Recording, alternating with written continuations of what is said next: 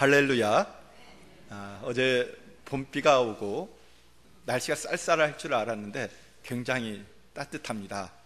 어제 그 비가 흠뻑 오는 걸 보면서 이 새싹도 아주 쑥쑥 자라겠구나 하는 그런 생각이 들었습니다.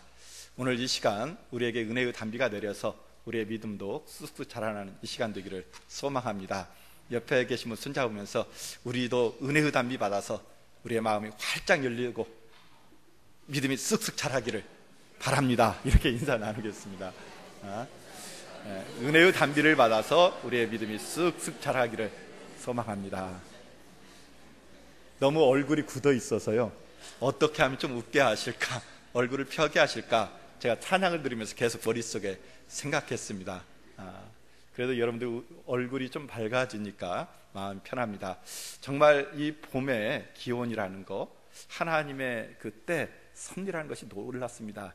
지난주까지만 해도 우리가 예배 드릴 때 추워서 옷을 이렇게 껴입고 움츠려 드렸는데, 오늘은 보니까 많은 분들이 겉옷을 벗고 활짝 열었어요.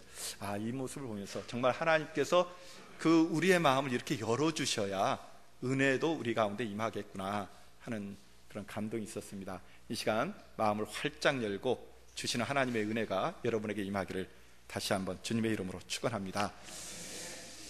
우리가 18, 19세기 영국을 생각하면 참 위대한 나라다라는 생각을 하게 됩니다. 땅이 지지 않는 나라, 스스로 그렇게 자부했던 나라가 영국이었습니다. 근데 그 시대에 영적으로 보면 엄청난 신앙의 인물들이 그 영국에서 태어나고 활동을 했습니다. 성경 다음으로 많이 읽히는 책이 철로 역정이라고 합니다. 근데 그 철로 역정을 존 버년 목사님이 쓰셨어요. 영국에 있었던 청교도죠. 여러 가지 어려움이 있었지만은 믿음을 지키면서 그 자기의 신앙의 여정을 그 철로 역정을 통해서 천성에 가는 길이 얼마나 힘들고 어려운가 하는 것을 잘 보여주면서 그것을 이겼을 때 그 얼마나 아름다운 영광이 있는가를 잘 보여주었습니다. 존 버년 영국의 목사님이시죠. 그리고 또 인도 선교의 문을 열어서 선교의 아버지로 불리는 윌리엄 캐리, 이분도 역시 영국의 목사님이셨습니다. 이분은 이런 말을 했습니다. 하나님으로부터 위대한 일을 기대하라. 하나님을 위하여 위대한 일을 시도하라. 하나님에 대한 기대가 얼마나 큰지 이 말 속에서 알 수가 있죠.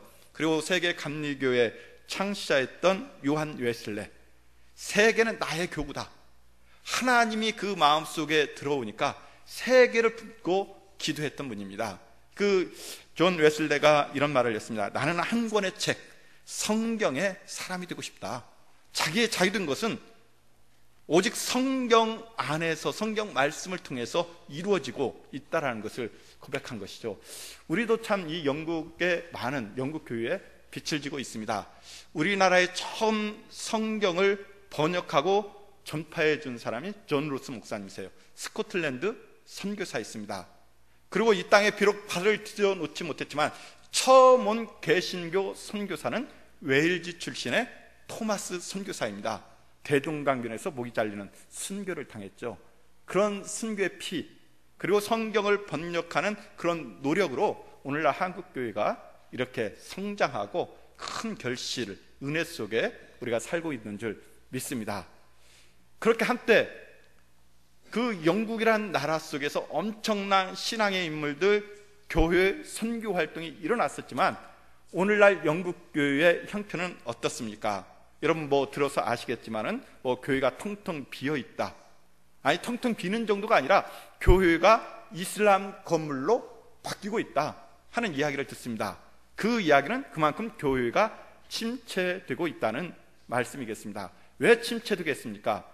우리가 여러 가지 이유를 찾을 수 있습니다. 과학이 발달하고 물질이 풍요하고 개인주의, 어떤 세속주의, 이런 것들이 교회를 침체하게 만든 원인이 될 수 있습니다.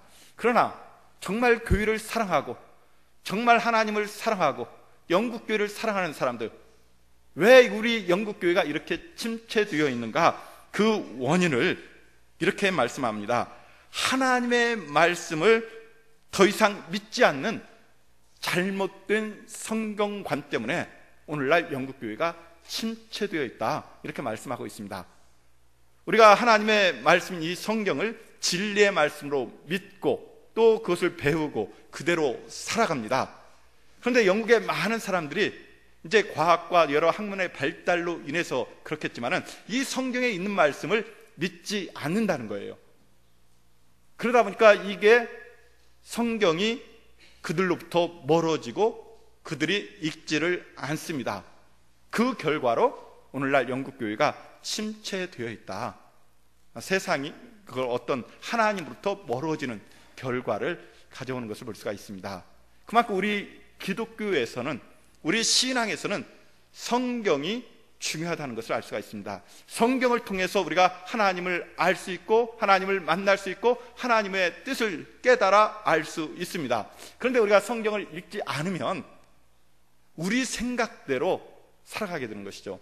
오늘 바울 사도가 디모데에게 편지하면서 마지막 때 이렇게 세상 사람들이 하나님으로부터 멀어지면 어떠한 모습이 나타나는지를 우리에게 잘 말씀해 주고 있습니다. 특별히 3장 5절에 보면 경건의 모양은 있으나 경건의 능력은 부인한다, 이렇게 말하고 있습니다. 겉으로는 하나님을 믿는 믿음이 있습니다. 경건의 외적인 모습이 있습니다.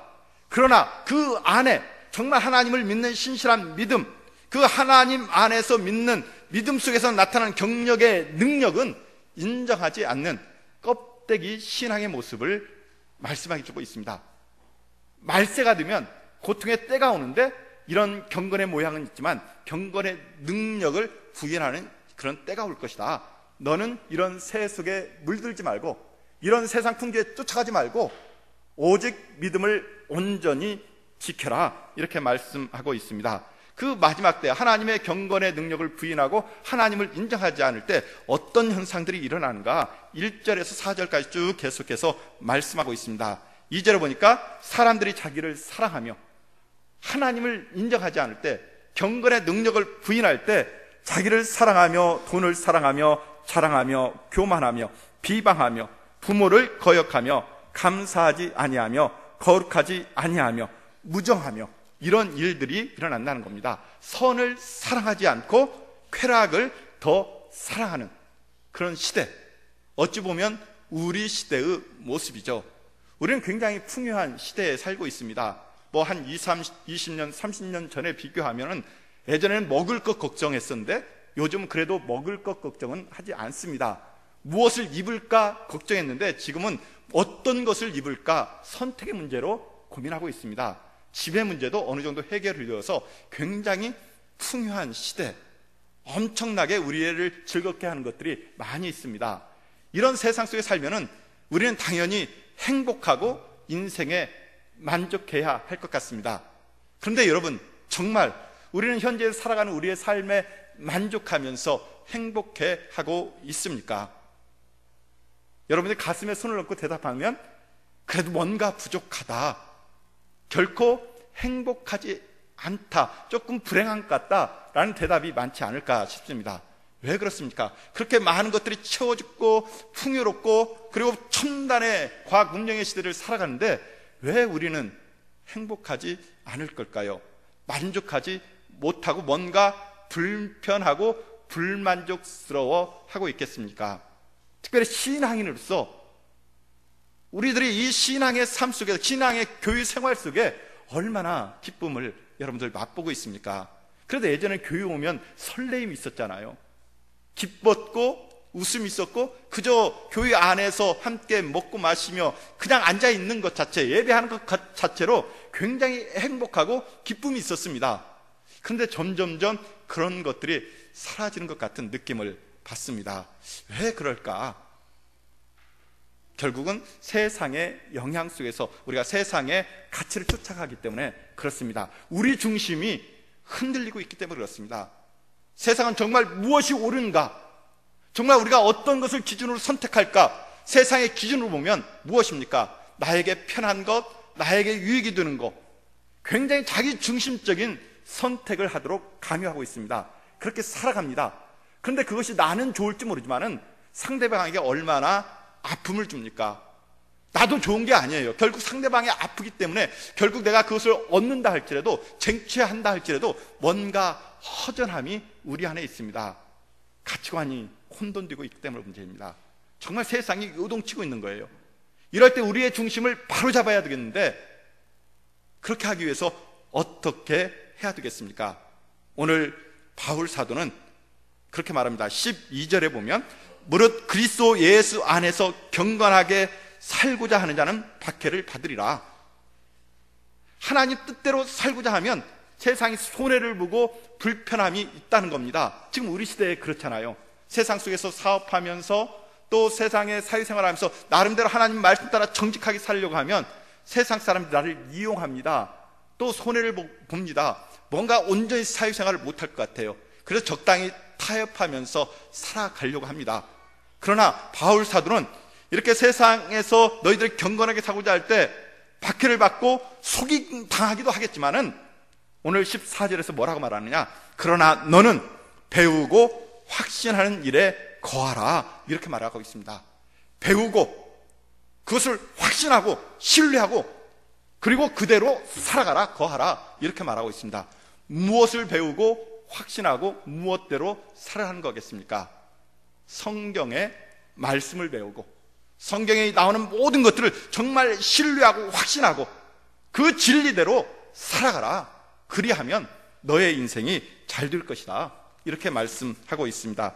찰스 신들 목사님이 그렇게 말씀합니다. 성경을 듣고 읽고 공부하고 암송하고 묵상하라. 그리고 그대로 살라. 이렇게 다 하면 당신의 끝이 좋아질 것이다, 이렇게 말하고 있습니다. 성경대로 배우고 그대로 살아가면 너의 인생은 좋아질 것이다. 지금 당장은 손해를 보는 것 같고 속임을 당하는 것 같고 억울한 것 같지만 궁극적으로 성경의 진리대로 사는 것만이 네가 인생을 의미 있게 사는 것 아니겠느냐.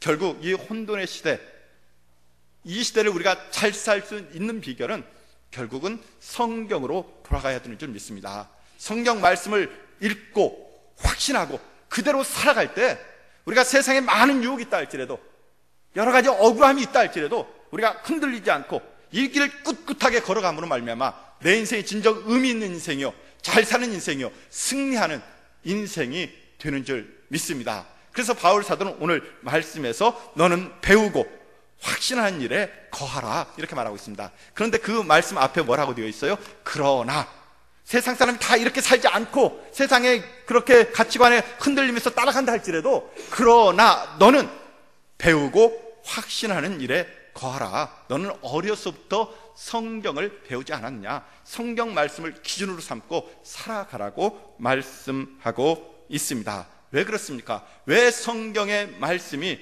우리 삶의 기초가 되고 왜 이 성경 말씀 안에 거하라고 이 사도 바울은 우리에게 이렇게 강력하게 말씀하고 있겠습니까? 성경이 어떤 책인지를 우리가 알아야 되는 거예요. 16절에 보니까 성경에 대해서 이렇게 말합니다. 모든 성경은 하나님의 감동으로 된 것으로, 이렇게 말하고 있습니다. 성경에 있는 그 많은 이야기들이 그냥 인간이 역사 속에서 보고 배운 것, 깨달은 것을 기록한 것이 아니라는 겁니다. 하나님의 감동으로 기록되었다고 합니다. 사람이 기록했다 할지라도 내 생각으로 기록한 것이 아니라 하나님의 영의 감동을 받아서 하나님의 뜻의 계시를 발견해서 기록한 것이 성경이다. 그렇기 때문에 그것은 우리들의 이야기가 아니라 하나님이 우리에게 들려주고 싶은 이야기요, 하나님이 우리에게 보여주고 싶은 하나님의 뜻이 그 안에 담겨져 있다는 것을 말씀해주고 있습니다. 그렇기 때문에 이 성경은 우리가 그냥 봐서는 안 되는 책이 아니죠. 기도하면서 성령의 감동 속에서 이 성경을 읽고 깨달아야 되는 것입니다. 그럴 때 성경을 믿게 되는 거예요. 여기 성경의 이야기를 쭉 읽어가 보면 우리의 이성으로 정말 이해하지 못하고 도저히 불가능한 이야기들이 얼마나 많이 있습니까? 아마 그래서 영국의 많은 사람들이 더 이상 성경을 믿지 않는 것 같아요. 읽지 않고 믿지 않고 하는 겁니다. 그 결과가 오늘날 영국 교회를 침체하게 만들었습니다. 우리가 성경을 읽을 때는 먼저 이 성경 하나님의 감동으로 된, 진리가 계시된, 하나님의 뜻이 계시된 책으로 받아 읽어야 될 줄 믿습니다. 그럴 때 우리 믿음이 성장하는 것이고, 이 혼탁한 세상 속에서 요동치는 그 가치관이 혼돈의 이 세상 속에서 정말 내가 어떻게 살아야 할지 그 길을 밝히 우리가 깨닫게 되는 줄 믿습니다. D.L. 무디라는 분이 그런 말씀을 합니다. 나는 한때 믿음을 달라고 기도하였습니다. 그러면 어느 날 믿음이 하늘로서 번개같이 뚝 떨어질 것으로 생각하였습니다. 그러나 믿음은 그렇게 오는 것 같지 않았습니다. 어느 날 나는 믿음은 들음에서 나고 들음은 그리스도의 말씀으로 말미암았느니라는 말씀을 읽었습니다. 이전에는 나는 성경을 덮어놓고 기도만 했으나, 그러나 이제는 성경을 펴서놓고 기도하면서 공부하니 믿음이 자라기 시작했습니다. 이렇게 고백을 합니다. 위대한 전도자였던 이 무디, 많은 기도를 통해서 하나님의 뜻과 영감과 능력을 받을 줄 알았었는데 기도만 가지고 부족했다는 거예요. 그래서 성경을 펴놓고 성경을 읽으면서 기도했을 때 비로소 하나님의 뜻을 알고 하나님의 능력 속에서 사역을 감당할 수 있었다, 이렇게 말씀을 하고 있습니다. 우리가 신앙생활을 할 때 제1의 요소, 제1의 지침되는 것은 성경입니다. 우리가 모두 다 알고 있지요. 그런데 여러분, 정말 이 성경이 우리 신앙생활에 절대적으로 필요한 그런 우리 기독교가 경전의 종교인데, 과연 여러분 얼마나 성경을 읽고 있습니까? 하루에 성경을 얼마나 읽습니까? 아니, 일주일에 얼마나 읽습니까? 한 달에 얼마나 읽습니까? 1년에 성경을 얼마나 읽습니까? 우리 교회는 1년에 일독하는 성경 한 번을 최소한 읽자 하는 운동을 지금 펼치면서 읽어가고 있습니다. 그래서 많은 분들이 읽어요. 근데 성경을 읽을 때마다 우리가 느끼는 감동들이 새롭습니다. 참 많은 것을 알고 있는데, 알고 있을 것 같은데, 아니 안다고 확신했었는데 성경을 읽고 또 듣다 보면 이런 얘기가 또 있었나 하는 그런 이야기들 얼마나 많이 다가옵니까? 이 성경 끊임없이 우리에게 깨우침을 주는 샘물과 같은 것입니다. 그렇기 때문에 늘 성경을 가까이 하는 여러분 되시기를 주님의 이름으로 축원합니다. 성경이 그렇게 소중한 책이에요. 왜? 하나님의 감동으로 되었기 때문에. 하나님의 감동으로 되었기 때문에 하나님의 뜻이 있습니다. 그리고 우리에게 어떤 유익을 주냐?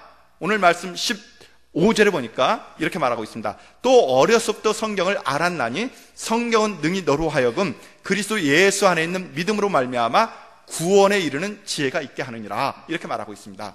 성경을 읽을 때 그 성경을 통해서 우리는 구원에 이르게 된다, 이렇게 말하고 있습니다. 우리 인생에서 가장 소중한 것이 무엇이겠습니까? 많은 분들이 돈을 버는 거, 또 출세하는 거, 학문의 지식을 얻는 거, 이런 것을 생각할 수가 있습니다. 그러나 우리가 궁극적으로 관심 가져야 할 것은 정말 이 세상의 진리를 깨닫고 구원에 이르는 것이어야 합니다. 그래서 예수님께서 마태복음 16장 26절에 이렇게 말합니다. 사람이 만일 온 천하를 얻고도 제 목숨을 잃으면 무엇이 유익하리요? 사람이 무엇을 주고 제 목숨과 바꾸겠느냐? 온 천하 권세를 얻는다 할지라도 내 생명 끝나면은 그 모든 것이 헛된 거잖아요. 내 육신의 영혼도 이렇게 소중합니다. 그런데 우리가 육신이 끝나면 끝나는 것이 아니라 우리 영혼이 하나님 앞에서 심판을 받고 하나님 앞에 의롭다고 받으면 영원한 생명을 누리는 거죠. 그게 구원입니다. 이 구원의 문제를 해결하지 않고서는 우리 인생을 제대로 살 수가 없는 것이죠. 그런데 그 구원의 길이 어디에 있다는 겁니까? 성경을 읽을 때 그 성경 속에서 구원을 얻을 수 있다. 이 문제를 해결해야 된다는 거죠. 공자가 그런 말씀을 했습니다. 아침에 도를 들으면 저녁에 죽어도 좋다. 그만큼 이 도를 깨닫는 것이 중요한 것이죠. 그 도를 들으면, 깨달으면 저녁에 죽어도 여한이 없다는 겁니다. 근데 이 도가 무엇이겠습니까? 우리 성경의 용어로 말하면, 우리 기독교 용어로 말하면 구원이잖아요. 우리가 구원의 확신을 얻으면 오늘 죽어도 여한이 없는 겁니다. 그래서 CCC 같은 곳에서 전도할 때 오늘 당신이 죽으면 천국에 갈 확신이 있습니까? 이것부터 묻잖아요. 구원의 확신이 있냐 하는 겁니다. 이 구원의 확신을 가질 때 우리 신앙의 기쁨이 회복되는 줄 믿습니다. 근데 그 신앙의 기쁨이, 그 구원이 어디서 오느냐? 바로 성경을 통해서, 성경 말씀을 통해서 예수 그리스도를 알게 되고 예수 그리스도를 믿음으로 이 구원에 이르게 한다. 그 지혜의 길이 이 성경 속에 있다, 이렇게 말씀하고 있습니다. 그렇기 때문에 우리가 이 성경을 읽는 것이죠. 그리고 한 걸음 더 나아가서 성경이 이렇게 개인을 구원할 뿐만 아니라 우리를 바로잡아 줍니다. 이 세상을 바로잡아 줍니다. 다시 한번 16절 17절을 읽습니다. 모든 성경은 하나님의 감동으로 된 것으로 교훈과 책망과 바르게 함과 의로 교육하기에 유익하니 이는 하나님의 사람으로 온전하게 하며 모든 선한 일을 행할 능력을 갖추게 하려 함이라. 이렇게 말하고 있습니다. 우리가 이 세상을 살아갈 때 올바르게 살아야 되잖아요. 잘못된 길로 가면 안 되잖아요. 근데 성경 말씀은 잘못된 것을 책망하고 바로잡아서 의로운 길로 가게 한다는 겁니다. 한 걸음 더 나아가서 우리에게 정말 선한 것이 무엇이냐, 최고의 덕을 우리에게 깨우쳐 주셔서 우리가 선을 행할 능력을 갖추게 하고 우리의 인격을 온전하게 만들어준다. 이 세상을 온전하게 만들어준다. 이렇게 말씀하고 있습니다. 결국 성경은 우리 개인의 구원을 확증해 줄 뿐만 아니라 이 세상의 잘못된 것, 불의한 것들을 바로잡고 의로 온전하게 하여서 이 사회의 구원까지 이루어지는 그런 놀라운 일들을 이 성경이 이루어진다는 것입니다. 그렇기 때문에 성경 한 권으로 충분하다. 이렇게 말을 합니다. 우리가 이 성경의 중요성을 알기 때문에, 그리고 우리가 많은 세상을 살아가면서 경험하면서 그래도 계속해서 반복되는 것이 성경만으로 충분하다. 성경에 엄청난 진리가 있고 성경에 엄청난 은혜가 있고 성경에 엄청난 그런 보배가 있는데 우리는 그것을 너무나 유명하고 살아온 건 아니겠습니까? 우리가 다시 한번 성경 읽기를 원합니다. 성경이 우리를 진리의 사람으로 만듭니다. 은혜의 사람으로 만듭니다. 이 세상 속에 하나님의 뜻대로 살아가는 하나님의 사람으로 만들어요. 제가 이 성경 오늘 말씀을 준비하면서 네이버 검색창에 성경이 맞는 사람이 누가 있나 해서 성경이 맞는 사람 이렇게 쳐봤어요. 우리가 알고 있는 링컨도 참 가난했잖아요. 어머니 무릎 밑에서 성경을 읽으면서 자라면서 정말 미국의 최고의 대통령이 된 성경의 사람이에요. 그 링컨도 성경의 사람이고 또 책으로 나온 책 한 권이 있었습니다. 성경의 사람, 백화점의 왕 존 워너메이커. 이게 책 제목입니다. 존 워너메이커는 백화점 왕으로 우리에게 알려져 있죠. 우리에게 유명한 일화가 있습니다. 미국의 대통령이 이 존 워너메이커에게 최신부 장관직을 부탁을 했습니다. 이때 존 워너메이커가 나는 고향에 가서 고향교회 주일학교 교사를 해야 되기 때문에 주일날 공무를 감당할 수 없습니다. 그렇기 때문에 나는 최신부 장관 역할을 감당할 수 없습니다 라고 거부를 했습니다. 이때 대통령이 특별하게 당신은 주일에 당신의 교회에 가서 주일학교 교사직을 해도 괜찮습니다 라는 조건 하에서 최신부 장관을 수행을 했습니다. 이 존 워너메이커, 이분은 성경이 만든 사람이라고 합니다. 이분은 14살 때 점원으로 출발해서, 그러니까 사회생활의 처음을 14살 때예요. 우리 중학교 한 2학년 정도 되는 겁니다. 제대로 공교육을 받지 못한 것이죠. 14살 때 점원으로 출발해서 31살 때 백화점을, 세계 최초의 백화점을 세운 사람입니다. 그래서 백화점의 왕인 것이죠. 이 노년에 기자들이 물었습니다. 당신에게 엄청난 재산과 재물들, 그런 땅들이 많은데 당신의 인생에서 가장 소중한 것이 무엇입니까? 이렇게 물었을 때 존 워너메이커가 이렇게 말합니다. 나에게는 건물과 땅만 해도 대략 200억 달러의 재산이 있습니다. 그 가운데 가장 가치 있고 소중한 것은 11살 시골 소년일 때 2달러 75센트를 주고 산 빨간 가죽 성경입니다. 당시 돈이 없어 할부로 구입했는데 이 성경이 나의 가장 귀한 재산이 되었습니다. 왜냐하면 이 성경이 오늘의 저를 만들었기 때문입니다. 배움이 없었지만 어려서부터 성경을 사서 읽고 배우고 그대로 살았을 때 그의 인생이 나름대로 하나님 보시기에 아름다운 인생으로 성장해 나아갈 수 있었다는 것을 고백하고 있습니다. 성경에 그런 힘이 있어요. 우리가 그것을 알고 있습니다. 그런데 과연 우리가 얼마나 이 성경을 읽고 배우고 그대로 살아가느냐 하는 겁니다.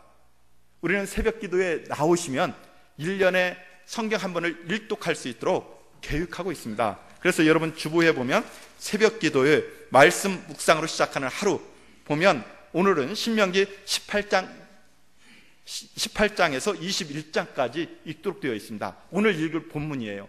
이 분량만 쫓아오면 여러분이 1년 쭉 가다 보면 성경을 한번 읽게끔 되어 있습니다. 제가 오늘도 아침에 준비하면서 잠깐 시간 여유가 있어서 이 본문 말씀을 틀었어요. 우리가 읽기도 하지만은 우리가 그 1년 1독 성경 10독하는 그 어플을 통해서 성경을 듣잖아요. 그래서 신명기 18장에서 21장 우리가 굉장히 많이 읽고 익숙한 말씀입니다. 도피성의 이야기 뭐 이런 이야기인데, 그래서 쭉 있다가 저하고 이제 최 목사하고 얘기하다가 최 목사가 저한테 한마디 해요. 저런 얘기가 저기에 있었어? 하는 얘기예요.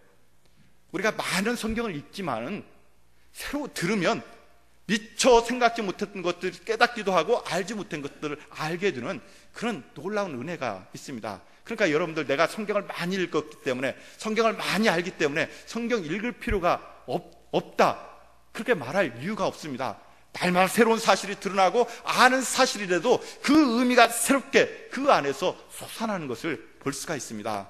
제가 얼마 전에 그 성경 통독원에서 그런 그 조병호 박사님으로부터 그런 간증을 들었습니다. 제가 그 통독 성경원 강사이기 때문에 같이 강의를 들었을 때 전 유엔 대사였던 이시영 장로님이 참석한 적이 있어요. 이분이 올해 한 거의 80 가까이 되었을 것입니다. 전주대학교 총장도 하고 또 외무부 차관까지 하신 분, 유엔 대사를 하신 분이에요. 이분의 할아버지가 감리교 목사님이세요. 그러니까 어려서부터 신앙의 분위기 속에서 자라났고 또 그 장로님이고 또 여러 이제 외교 대사로 근무하면서 아주 신앙을 잘 이렇게 전수받아서 참 성경도 많이 읽고 그 신실하신 분입니다. 선교 단체 중에 예수 전도단이라는 선교 단체가 있어요. 그 미국 하와이 코나에 열방대학이라는 곳이 있습니다. 여기에 목회자 제자훈련반, 뭐 성경학교, 뭐 여러 학교가 있는데 이 로렌 컴맹 그 예수전도단 총재가 이 이시영 대사에게, 장로님에게, 당신은 외교관 출신이니까 기독교인을 대상으로 한 외교관 학교를 이 열방대학 내에 한번 세워보십시오, 이런 부탁을 했다고 합니다. 그러니까 세계의 그런 최고의 선교단체 총재가 외교관 학교를 부탁할 정도면 이분의 신앙 인품이라든지 그런 경륜을 우리가 인정할 수 있을 것 같습니다. 아주 신실하신 분이에요. 근데 이분이 그 성경 통독 학교에서 하는 3박 4일 수련을 하면서 그 3박 4일 동안 성경을 쭉 일독하는 그런 프로그램에 참석을 했어요. 그리고 이분의 고백이 조병호 박사님의 이야기입니다. 내가 80평생 성경을 읽고 성경에 대해서 다 안다고 했는데 이 수련을 마치고 고백하는 것이, 내가 성경을 너무 몰랐다, 내가 성경을 너무 몰랐다, 부끄럽다, 이런 고백을 했다고 합니다. 여러분 어떻습니까? 우리도 이런 고백이 나오지 않겠습니까? 성경을 제대로 읽으면 우리는 참 많이 읽고 안다고 생각했는데 읽을 때마다 새로운 은혜가 샘솟는 걸 보면 우리가 과연 그런 말을 과연 어떻게 할 수 있겠습니까?